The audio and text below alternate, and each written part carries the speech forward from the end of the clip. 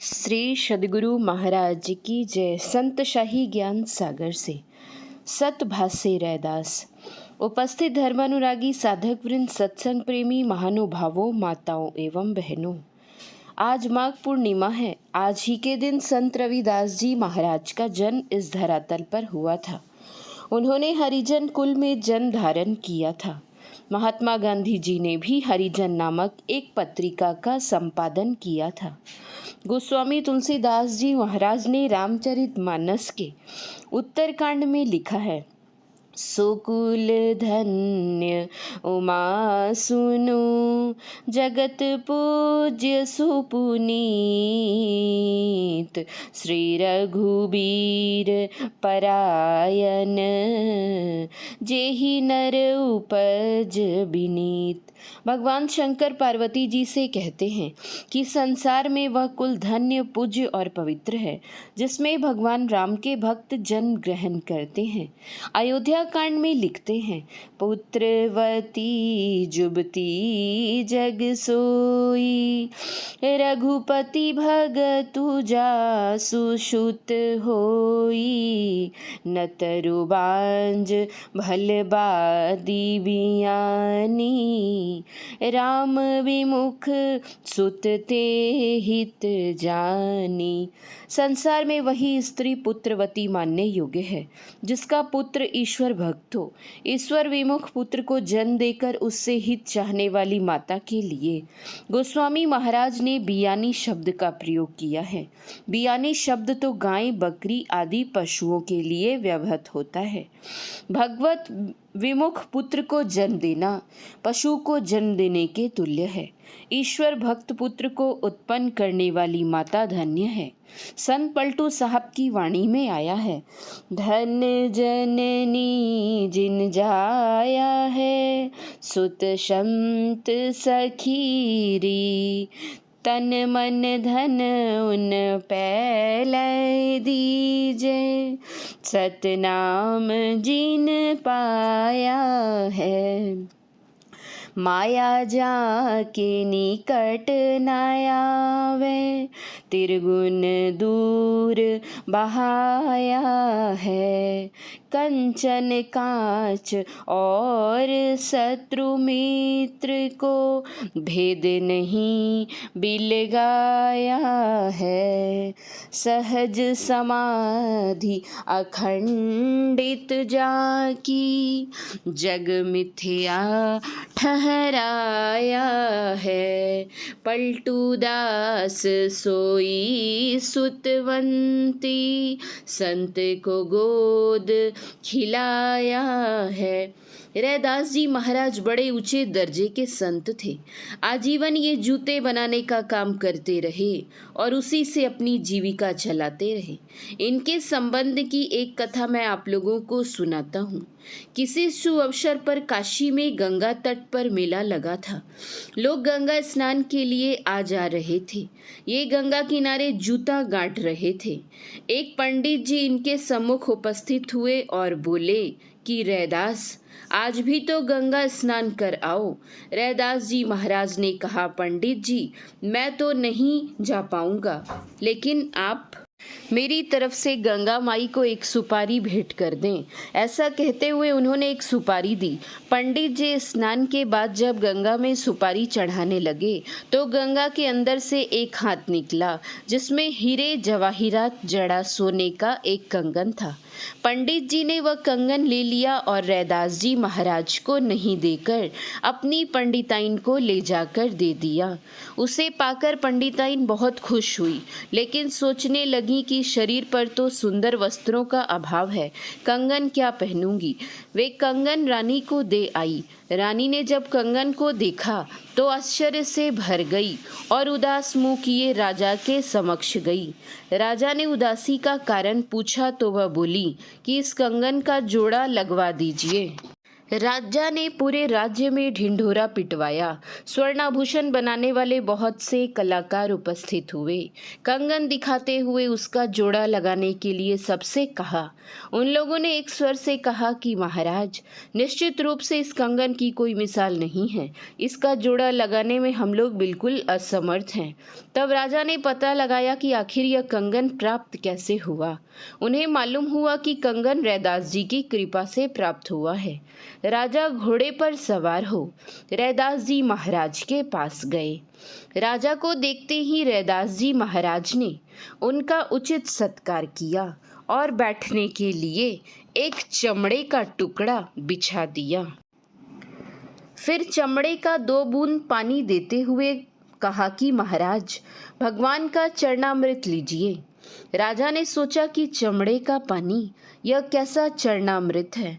उन्होंने रैदास जी महाराज की नज़र बचाते हुए उसे धोती में पोंछ लिया। रैदास जी महाराज ने राजा से पूछा कि महाराज, आपकी कौन सी सेवा की जाए। राजा ने उन्हें कंगन दिखाते हुए उसका जोड़ा लगाने का निवेदन किया। उन्होंने मन चंगा तो कठौती में गंगा कहकर चमड़ा फुलाने वाले बर्तन में से उसी तरह का एक कंगन निकालकर राजा को दिखाया और पूछा कि महाराज, देख लीजिए जोड़ा लगा कि नहीं। राजा ने स्वीकृति में सिर हिलाया और वापस राजमहल चले गए। उन्होंने कंगन रानी को दिया। जिस धोती में उन्होंने चरणामृत पोंछ लिया था उसमें दाग लग गया था। स्नान के बाद राजा ने वह धोती एक दासी को साफ करने के लिए दे दी और स्वयं पूजा करने के लिए पूजा गृह में चले गए। इधर दासी जैसे जैसे धोती का दाग छुड़ाने की कोशिश करती गई, वैसे वैसे दाग भी गहरा होता चला गया। अंत में थक गई और दाग को दांत से छुड़ाने का प्रयास करने लगी। दांत लगाते ही दासी को दिव्य दृष्टि प्राप्त हो गई। अब वह भूत, भविष्य और वर्तमान तीनों का हाल जानने लग गई। वह राजा को खोजती हुई रानी के निकट गई। रानी ने बताया कि राजा साहब पूजा गृह में पूजा कर रहे हैं। दासी ने कहा कि राजा साहब पूजा नहीं कर रहे हैं, बल्कि शहर भर की कुलटाओं के संबंध में चिंतन कर रहे हैं। रानी क्रोधित हो गई और राजा के कमरे के निकट जाकर किवाड़ में धक्के देने लगी। राजा ने कहा कि यह क्या मामला है। पूजा पाठ के समय भी जरा सा चैन से नहीं रहने देती। रानी ने कहा, आप पूजा कर रहे हैं या शहर की कुलटाओं का हिसाब लगा रहे हैं। सुनते ही राजा के होश उड़ गए और पूछा कि तुम्हें यह बात किसने कही। रानी ने जवाब दिया कि धोती के दाग छुड़ाने के लिए जब से दासी ने दांत लगाया है तब से उसे दिव्य दृष्टि प्राप्त हो गई है और वह सब बातें जानने लग गई हैं। राजा ने पश्चाताप करते हुए कहा, ऐसा था वह चरणामृत। उसे प्राप्त करने के लिए इस बार वे भक्ति भाव से पैदल ही रैदास जी महाराज के पास गए। उन्होंने भी राजा को आते देख बैठने के लिए एक चारपाई पर चादर बिछा दी और आने का कारण पूछा। राजा ने कहा, महाराज, मुझसे बड़ी भूल हो गई। रैदास जी बोले, वह क्या है। राजा ने बताया, उस दिन आपने जो चरणामृत दिया था उसका पान नहीं कर मैंने उसे कपड़े में पोंछ लिया था। कृपा करके 2 बूंद फिर दे दे महाराज। रैदास जी बोले, राजा, वह चरणामृत अब मिलने वाला नहीं है। वह सुयोग तूने खो दिया है। वह अवसर अब आने वाला नहीं। राजा रैदास जी महाराज से इतने प्रभावित हुए कि राजपाट छोड़कर उन्होंने इनकी शिष्यता ग्रहण कर ली और आजीवन साथ रहे। ऐसे थे संत रैदास जी महाराज। अब मैं उनकी कुछ वाणियों को गाकर सुनाता हूँ और बाद में उनके अर्थ भी कहूँगा।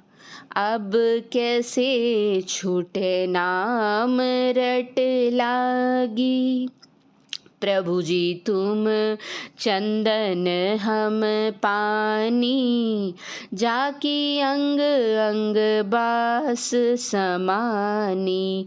प्रभु जी तुम घन बन हम मोरा, जैसे चितवत चंद चकोरा।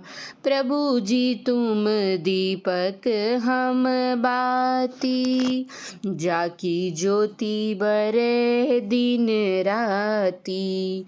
प्रभु जी तुम मोती हम धागा, जैसे सोनहि मिलत सुहागा।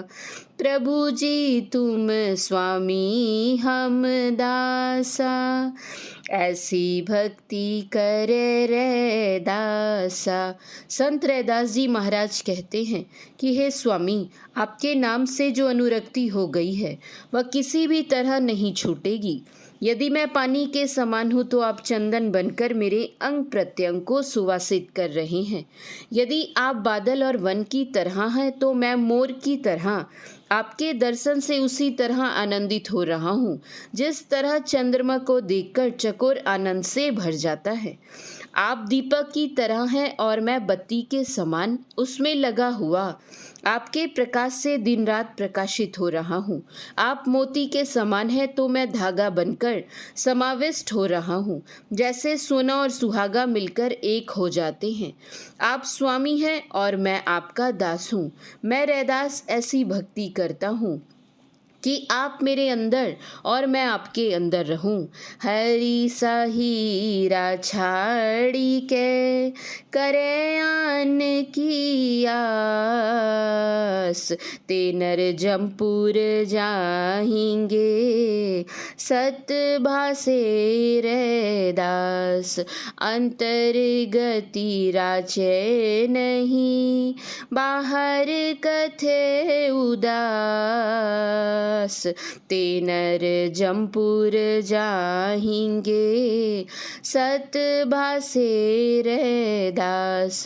रैदास कहे जाके हृदय रहे रैन दिन राम।